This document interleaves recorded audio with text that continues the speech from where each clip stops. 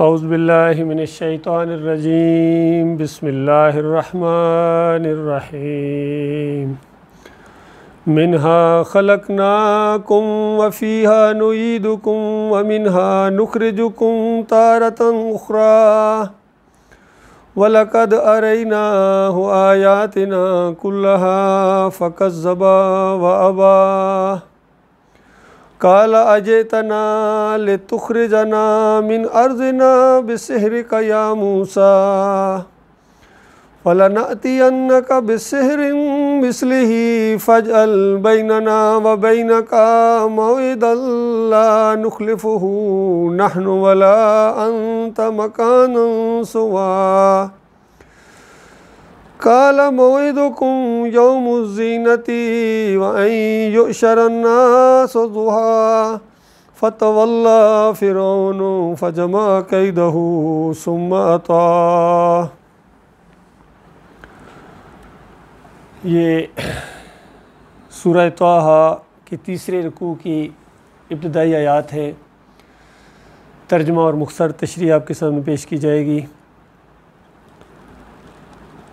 बताया गया कि हमने इसी ज़मीन से तुमको पैदा किया है, इसी में हम तुम्हें वापस ले जाएंगे और इसी से तुमको दोबारा निकालेंगे।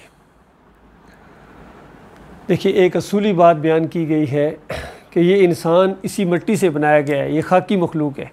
फ़रिश्ते नूरी मखलूक हैं और जिन नारी मखलूक हैं और इंसान खाकी मखलूक है। और इस खाकी मखलूक को अल्लाह ताला ने इज़्ज़त दी है, इसको ज़मीन का खलीफा बनाया है। ज़मीन पर यह खलीफा है, एक के बाद दूसरे आने वाला, एक के बाद दूसरे आने वाला, और अल्लाह के अहकामात को अपने ऊपर और इंसानों के ऊपर, इस ज़मीन के ऊपर नाफज करने वाला। याद रखिए, ये अल्लाह का खलीफा नहीं है, ये ज़मीन पर एक दूसरे का खलीफा है। ये अल्लाह का नायब नहीं है। आम तौर पर लोग इसका ये तर्जुमा कर देते हैं या ये कह देते हैं कि अल्लाह का खलीफा है। अल्लाह का कोई खलीफा नहीं हो सकता है, ये अल्लाह का बंदा है। जिस तरह नबी सल्लल्लाहु अलैहि वसल्लम की वफ़ात के बाद अबू बकर सिद्दीक़ को खलीफतुर रसूल कहा जाता था। खलीफतुल्लाह नहीं कहा जाता था, खलीफतुर रसूल, यानी रसूल के बाद अब ये हैं हमारे जो कायद हैं, हमारे लीडर हैं और हमारी रहनुमाई करने वाले हैं। ये अबू बकर सिद्दीक़ हैं। तो ये इंसान एक के बाद दूसरे आने वाला है, एक दूसरे को यानी जगह लेने वाला है। पहले आ रहे हैं, दूसरे उसके बाद आ रहे हैं। इस तरह ये सिलसिला चलता रहेगा और क़यामत तक ये सिलसिला जारी रहेगा। और उसके बाद फिर क़यामत है, फिर हिसाब किताब है, और एक ग्रोह ने जन्नत में जाना है और एक दूसरा ग्रोह जहन्नमी होगा। और फ़ैसला इस बुनियाद के ऊपर होगा कि कौन दुनिया में बंदा बन कर रहा है, क्योंकि इंसानों को अल्लाह ने बंदगी के लिए पैदा किया है। और यही दावत दी गई, यही याद दहानी कराई गई इस इंसान को कि या अय्युहन्नास उ'बुदू रब्बकुमुल्लज़ी खलक़कुम वल्लज़ीना मिन क़ब्लिकुम लअल्लकुम तत्तक़ून अल्लज़ी जअल लकुमुल अर्ज़ फ़िराशन वस्समाअ बिनाअन व अनज़ल मिनस्समाइ माअन फ़अख़रज बिही मिनस्समराति रिज़्क़न लकुम फ़ला तजअलू लिल्लाहि अंदादन व अंतुम तालमून। कि लोगो, इंसानों, बंदगी करो, बंदे बन जाओ उस रब के जिसने तुम्हें बंदगी के लिए पैदा किया है। जिस मकसद के लिए पैदा किया है वही बात कही जा रही है, वही मुतालबा किया जा रहा है, कोई नई बात नहीं है। और तुम्हें क्या, तुम्हारे आबाओ अजदाद को भी अल्लाह ताला ने अपनी बंदगी के लिए पैदा किया था, किसी और के लिए नहीं। और फिर तुम्हारे लिए ज़मीन बनाई, तुम्हारे लिए आसमान बनाया। सारे इंसानों को कहा जा रहा है। किस कदर झूठे और द्रोगो हैं वो लोग जो कहते हैं ये कायनात नबी अलैहिस्सलाम के लिए बनी है या किसी और के लिए बनी है। अल्लाह ताला सारे इंसानों को कह रहा है तुम्हारे लिए। और दूसरी जगह फरमाया वमा खलक़तुल जिन्ना वल इंसा इल्ला लियअबुदून, कि मैंने जिन्नों और इंसानों को अपनी बंदगी के लिए पैदा किया है। सारे इंसानों में सारे अंबिया शामिल हैं। सारी मखलूक जो है, यानी ये इंसानों की इंसानियत, ये आदम अलैहिस्सलाम की औलाद है। सारे इंसान हैं, सबको अल्लाह ने अपनी बंदगी के लिए पैदा किया है। तो बात क्या हुई कि अल्लाह ताला ने नबी अलैहिस्सलाम को भी, सारे अंबिया को, नबी अलैहिस्सलाम को भी अपनी बंदगी के लिए पैदा किया है। इनके लिए दुनिया नहीं बल्कि इनको अपनी बंदगी के लिए पैदा किया है। गौर करो, पूरा मजाज बदली हो जाता है अगर इस तरह कहा जाए भाई इनके लिए ज़मीन आसमान इनके लिए बने जी बस, तो फिर उन्हीं की बंदगी की जा रही है, उन्हीं को पुकारा जा रहा है, उन्हीं का शुक्रगुजारी की जा रही है। इसी वजह से क्योंकि ये बुनियाद टेढ़ी है। तो बताया गया कि इसी ज़मीन से हमने, इसी खाक से, मट्टी से तुम्हें बनाया है। इंसानों, मट्टी को अल्लाह ने फजीलत दी है। अल्लाह ताला जो चाहे करे, फजीलत उसी की है जिसको अल्लाह दे, याद रखिए। जिसको अल्लाह हराम कर दे वो हराम है, जिसको अल्लाह हलाल कर दे वो हलाल है। अल्लाह अगर कहे पत्थर को चूमो तो ये अल्लाह की बंदगी है, उस घर के चक्कर लगाओ ये अल्लाह की बंदगी है, रो दो वहाँ, जो अल्लाह का हुक्म आ जाए उस हुक्म को मानना ही अल्लाह की बंदगी है। इंसानों को ये फजीलत दी गई है और ये अशरफुल मखलूक बनाया गया है। अपनी तमाम मखलूक से ऊपर इसको अल्लाह ताला ने दर्जा दिया है, इज़्ज़त दी है, इसको करामत दी है, इसको बुजुर्गी दी है। याद रखिए यही इंसान वो मखलूक है। अगर अल्लाह की फरमाबरदारी करेगा, अल्लाह की बंदगी करेगा तो ये अशरफ तरीन मखलूक है। और अगर अल्लाह के साथ शिरक करेगा, अल्लाह के अलावा किसी और को पुकारेगा तो ये बदतरीन मखलूक है। फिर याद रखिए यही इंसान, अस्फल अस्साफलीन इसको कहा गया और फिर निकाल लिया गया उनको, इल्लल्लाज़ीना आमनू व अमिलुस्सालिहात, कि ये अल्लाह ताला कहता है सूरह वत्तीन के अंदर कि हमने इस इंसान को वलक़द खलक़नल इंसान फ़ी अहसनि तक़वीम, हमने इसको बेहतरीन साख्त पर बनाया है, बेहतरीन साख्त पर बनाया। सुम्मा रददनाहु अस्फल अस्साफिलीन, और फिर यही इंसान सब नीचों से नीच। आप गौर कीजिए कि अल्लाह का अंदाज़ है, शाना अंदाज़ है कि जिसको आप सबसे नीच समझ रहे हैं ना, उससे भी नीच ये इंसान चला गया, यानी आखिरी दर्जे, इसके नीचे कोई भी नहीं है। इल्लल्लाज़ीना आमनू व अमिलुस्सालिहात, उस नीचों में होने से बचे हैं अगर कौन, इल्लल्लाज़ीना आमनू व अमिलुस्सालिहात, जो अल्लाह पर ईमान लाएं, अल्लाह को अपना अकेला माबूद माने, ला इलाहा इल्लल्लाह के वो दिल की गहराइयों से मान लें कि अल्लाह के अलावा कोई माबूद नहीं है, किसी और के हम बंदे नहीं, अल्लाह के अलावा किसी और के हम बंदे नहीं हैं। ना माशरे के बंदे हैं, ना रस्म व रिवाज के बंदे हैं, ना बादशाह के बंदे हैं, ना दौलत वाले के बंदे हैं, हत्ता कि हम अपने नफ्स के भी बंदे नहीं हैं। अल्लाह की बात के मुकाबले में हम अपनी बात भी नहीं मानेंगे, हमारे मिजाज की भी ठुकरा दिया जाएगा, हमारे मालिक और खालिक की बात को आगे लाया जाएगा। यह है बंदगी, समेना व अताना। अल्लाह का हुक्म आए सर झुक जाए, अल्लाह का हुक्म आए, अल्लाह की बंदगी का मामला है। गलती हो जाए, भूल हो जाए, उसी मालिक के सामने रोना है, गिड़गिड़ाना है, मालिक तू माफ़ कर दे, ये भूल हो गई है। मालिक माफ़ कर देता है, बल्कि पहले से ऐलान कर देता है कि मेरे बंदे इस तरह अगर दोबारा भी तेरे से गलती हो गई मैं तुम्हें माफ़ करता हूँ। बल्कि एक हदीस में तो यहाँ तक आया कि एडवांस मालिक कह देता है कि मेरे बंदे ने, मेरा बंदा जानता है कि इससे गलती हो गई, इसका एक मालिक है जो उसको पकड़ सकता है, और पकड़ने पर आ जाए कोई छुड़ा नहीं सकता है, छोड़ने पर आ जाए कोई पकड़ नहीं सकता है। मेरा बंदा दिल की गहराई से ये मसला जानता है। मेरे बंदे मैंने तुम्हें माफ़ किया, और इसके बाद मालिक को पता है इसके बाद फिर करेगा, मालिक फिर पता है इसके बाद जो करेगा ना मैंने वो भी माफ़ की। अंदाज़ा लगाए, इस अंदाज से जब तक आपका ये तल्लक अल्लाह के साथ इसी तरह रहेगा, अल्लाह का तल्लक आपके साथ इसी तरह रहेगा। याद रखिए अल्लाह को अकड़ दिखाने वाले नापसंद हैं, डट जाने वाले, अपने बुराइयों के ऊपर जवाब फराहम करने वाले, आर्गूमेंट्स करने वाले इब्लीस की तरह, ये अल्लाह को नापसंद है। और आदम अलैहिस्सलाम की तरह रजू करने वाले, अपनी गलती को मान लेने वाले, मालिक उनकी बुराइयों को, उनकी कोताहियों को नेकियों के अंदर बदली कर जाता है। ऐसा गफूर रहीम है, अक्ल को हैरान कर देने वाला ये मसला है। कोई आए तो उसकी तरफ, कोई रजू तो करे, कोई माफ़ी तो मांगे, कोई बंदा तो बनने की कोशिश करे।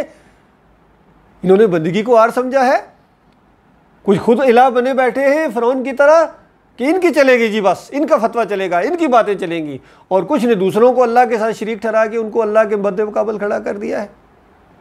हालांकि इनकी हैसियत ये है, अगर गौर करें, जब किसी को औकात याद लाई जाए तो उसकी अकड़ थोड़ी सी कम हो जाती है।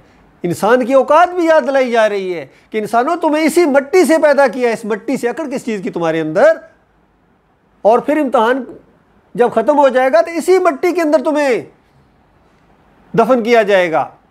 और यही वो आयत है जो नबी अलैहिस्सलाम पढ़ा करते थे। अल्लाह ताला की सूरह ता की ये आयत कि इसी मिनहा खलकनाकुम वफ़िया नुईदुकुम व मिनहा नुखरिजुकुम तारतन उखरा, ये आयत जब मिट्टी डाल रहे होते थे किसी मैयत के ऊपर तो ये आयत नबी अलैहिस्सलाम पढ़ा करते थे, ताकि याद दहानी हो जाए, जो दूसरे हैं देखने वाले हैं उनको पता चल जाए, ईमान ताज़ा हो जाए। इसी मिट्टी से इंसान पैदा किया गया है, इसी मिट्टी के अंदर फिर मिट्टी के साथ मिट्टी हो जाएगा। बताओ, जब मिट्टी के साथ मिट्टी से बना है, तो इसमें कोई अगर अपनी तौहीन समझे तो उसकी अपनी बेवकूफ़ी है। अल्लाह ने बनाया है, जो चाहा है किया है, तो मिट्टी के साथ मिट्टी होना क्यों है, ये तौहीन अपनी समझ रहे हैं। अगर कहा जाए भाई सारे इंसान जिनको मौत आती है कब्र के अंदर जाते हैं, मिट्टी के साथ मिट्टी हो जाते हैं, चाहे अम्बिया हूँ, शोदा हूँ, जो भी हूँ, सबके जिस्म रेजा रेजा हो जाते हैं, और इसी मिट्टी से दोबारा इंसानों को बनाया जाएगा। जिस तरह हदीस में तफसील भी इसकी आई है कि कुल्लो इब्ने आदम याकुलु तुराब, आदम के हर बच्चे को मिट्टी खाती है, हर बच्चे को, जो आदम का बच्चा उसको तो मिट्टी खाएगी भाई। इल्ला अजनज़नब, रीढ़ के हड्डी का एक बहुत ही बारीक ज़र्रा है, अजनज़नब उसको कहा जाता है। नबी अलैहिस्सलाम ने फरमाया वो नहीं खा सकती है, वो एक बहुत ही बारीक ज़र्रा है, खुर्दबीन से भी नज़र नहीं आता है। चाहे आग में डाला जाए, मिट्टी में डाला जाए, जहाँ मर्जी समुद्रों में चला जाए, किसी और सियारे पर चला जाए, वो ज़ाया नहीं होता है। गोया वो इंसान का बीज है। क़यामत के दिन इस सारी कायनात होता है उबाला करके अल्लाह ताला फिर नए सिरे से ज़मीन को बनाएगा, और सारे जितने अजनज़नब हैं इंसानों के वो इसी ज़मीन के अंदर होंगे, और फिर अल्लाह ताला उनको उगाएगा जिस तरह पौधा उगता है। और एक ख़ास शक्ल जब वो इख्तियार करेंगे, ऊपर से रूहें छोड़ दी जाएंगी और इन जिस्मों के अंदर रूहें वापस आ जाएंगी, हर एक अपने जिस्म के अंदर आएगी। जिस तरह इंसान वापस घर में अपने घर में आता है, समझता है वो, जानवर भी अपने घरों में वापस आते हैं। जब सुबह चराने के लिए लेके जाओ तो वो अपने घरों में वापस आते हैं। तो ये रूहें तो अपने जिस्म को इससे ज़्यादा जानती होंगी और अपने अपने जिस्मों के अंदर लौटेंगी। सारे इंसान मैदान महशर में खड़े हो जाएंगे। उसके बाद फैसला होगा, और फैसला इसी बुनियाद के ऊपर हो। बताओ लिमनिल मुल्कुल यौम, आज किसकी हुकूमत है? बताओ आज कौन दाता है, कौन दस्तगीर है, कौन मुश्किल कशा है, कौन हाजत रवा है, कौन रुकू और सजदे के लायक है, कौन बगैर वास्ते वसीले के पुकारे जाने के लायक है, कौन है जो खुशकी और तरी में रहनुमाई करता है, कौन है जो बीमारों को शफा देता है, कौन है जो बेऔलादों को औलाद देता है, कौन है जो चाहे बेटे दे, जो चाहे बेटियां दे, जो चाहे मिली जुली औलाद दे, कौन है जो दे अगर अल्लाह उसको बेऔलाद रखना चाहता है। बताओ कौन है? लिमनिल मुल्कुल यौम, आज किसकी हुकूमत है? हुकूमत तो हर दौर में उसी की थी, लेकिन ये थोड़े से वक्फे के लिए इस इंसान को और जिन्नों को इम्तहान में डाला गया था कि थोड़ी सी तुम्हारी टेस्टिंग पीरियड है। हालांकि वायदा करके आए थे कि मालिक तू मालिक है, अलस्तु बिरब्बिकुम। जब उसने पूछा था, यहाँ आने से पहले रूहों को छोटे छोटे जिस्म दिए गए थे, हदीस में आता है, और पूछा था अल्लाह ताला ने, क्या मैं तुम्हारा अकेला माबूद नहीं हूँ? क्या मैं तुम्हारा अकेला दाता दस्तगीर मुश्किल कशा हाजत रवा नहीं हूँ? कालू बला, सब ने मिलकर कहा था, हम सब ने कहा था, हमारे मालिक ने बताया बिल्कुल सच्ची बात, अगर जब हमें याद ना हो, जब हमारा रब कह रहा है तुमने ये कहा था। बताइए कोई शक की गुंजाइश रह सकती है? और मालिक ने उस वक्त कहा कि देखो ये जो ऐदो पैमान लिया जा रहा है ये इस वजह से लिया जा रहा है, कल क़यामत के दिन तुम ये ना कहना शुरू कर दो कि शिरक तो हमारे आबा अजदाद ने किया था। बताओ, सारा इम्तहान ही शिरक का है। अल्फाज देखिए कि मालिक फरमाता है कि ये ऐद इसलिए पहले कहा अल्लाह ताला ने यहाँ दुनिया में भेजने से पहले कि ये जो ऐद तुमसे लिया जा रहा है ये इस वजह से लिया जा रहा है, कल क़यामत के दिन तुम ये ना कहना शुरू कर दो शिरक तो हमारे आबा अजदाद ने किया था और हम तो पीछे चलने वाले लोग थे। अब एक ऐसी बात जो उन्होंने शुरू की उसकी वजह से मालिक तो हमें पकड़ रहा है, उनको पकड़, बस वो मुजरिम है। तो ये बता दिया कि ये तुम्हारा उज़र जो आखिरी हो सकता था तुम्हारे दिमाग के मुताबिक, उसको भी अल्लाह ने ख़त्म कर दिया है कि दिमाग अपना इस्तेमाल करना।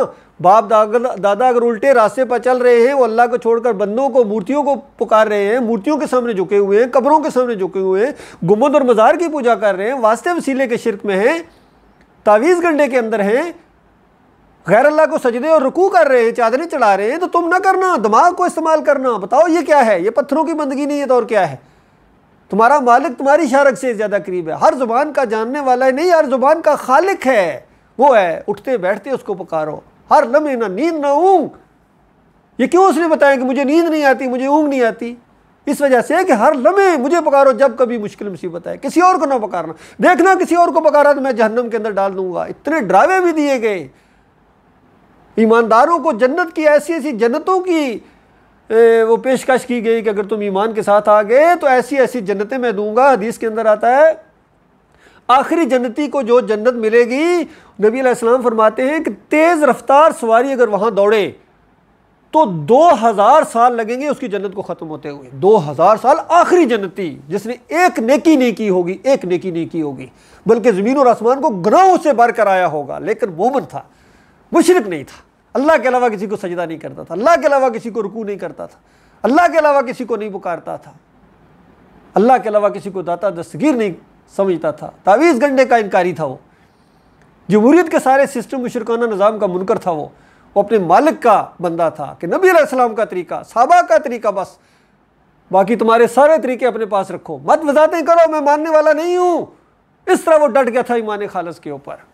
इसकी जो बादशाही होगी, नबी अलैहिस्सलाम फरमाते हैं कि 2000 साल लगेंगे तेज़ रफ्तार सवारी को इसकी मुमलकत ख़त्म होते होते। फिर दूसरी हदीस की कैलकुलेशन के मुताबिक आप अंदाज़ा लगाएं, इस ज़मीन का गोया 50 गुना बड़ी एक ज़मीन अगर हो, 50 गुना बड़ी, और सारी की सारी एक उस आखिरी मोमिन को दी जाएगी। इसके अलावा जो मोमिनों की जन्नतें होंगी वो क्या क्या मामला है, ये कहकशाएँ, ये मिल्की वे और क्लस्टर और सुपर क्लस्टर, ये सारी कायनात की कायनातों को अल्लाह ताला इससे बड़ी जन्नतें बना के रखी हुई हैं। एक बंदे के हिस्से में क्या क्या आएगा, अल्लाह के बंदों, वो ईमान खालिस की बुनियाद के ऊपर है। लिहाजा मान लो अल्लाह की बात कि तुम्हें मिट्टी से बनाया गया है, मिट्टी मरने के बाद मिट्टी के अंदर खाक हो जाओगे। ये जो कहते हैं ना अंबिया के जिस्मों को मिट्टी नहीं खाती, खालिस मुनकर है अल्लाह की किताब के। और एक झूठी रवायत के ऊपर, मुनकर रवायत के ऊपर ये अकीदा बनाया है। मुस्नद अहमद बिन हंबल की मुनकर रवायत है, इमाम बुखारी ने नाम लेके इस रवायत के बारे में कहा यह मुनकर रवायत है, फिर भी लोगों को यकीन नहीं आ रहा। अल्लाह के बंदो, ये ईमान खालिस का मामला है। अल्लाह ताला गौर व फिक्र करने और ईमान की समझ अता फरमाए, और आज के भटके हुओं को अल्लाह ताला ईमान खालिस अता फरमाए। इनके जो उलमा हैं इनको शिर्क की तरफ ले जा रहे हैं, बड़े बड़े उलमा हैं, बड़े बड़े उनकी सलाहियतों के मालिक हैं, लेकिन इस शिर्क के मामले में उनकी फहम बिल्कुल ना जाने कहाँ चला गया। इनके अकाबरीन की किताबें उठाकर देखो, इनके जितने सूफियों की किताबें उठाकर देखो, कौन सा मुशरकाना अकीदा जो इनके अंदर नहीं है। पुकारों का शिर्क और नज़र न्याज़ों का शिर्क, वास्ते वसीले का शिर्क, इनकी रगों का खून बना हुआ है, नूर में नूर अल्लाह का शिर्क। कौन सा शिर्क है जो इनके अंदर नहीं है। किताबें तो पढ़ो, इनको ऐसे तारीफ़ें लग जाए, हज़रत ने ये कर दिखाया। हज़रत की किताबें कभी पढ़े? अब्दुल कादिर जिलानी की किताबें पढ़ी हैं, मुईनुद्दीन चिश्ती की किताबें मलफूजात पढ़े हैं, और मुजद्दिद अल-अफ़ज़ानी के खतूत पढ़े हैं, और जितने भी हैं ये सारे, अली हजवेरी साहब का कश्फुल माजूब पढ़ी है, कितनी कितनी शिरकिया बातें उसके अंदर मौजूद हैं। अहमद रज़ा ख़ान के मलफूजात पढ़े हैं, कितनी कितनी शिरकिया बातें उसके अंदर हैं। अकायदे उलमा देवबंद पढ़ी है, कितने कितने मुशरकाना वाक़यात हैं उसके अंदर। तबलीगी निसाब कर पढ़ी है आंखें खोल के, ज़करिया साहब की कितनी मुशरकाना बातें उसके अंदर मौजूद हैं।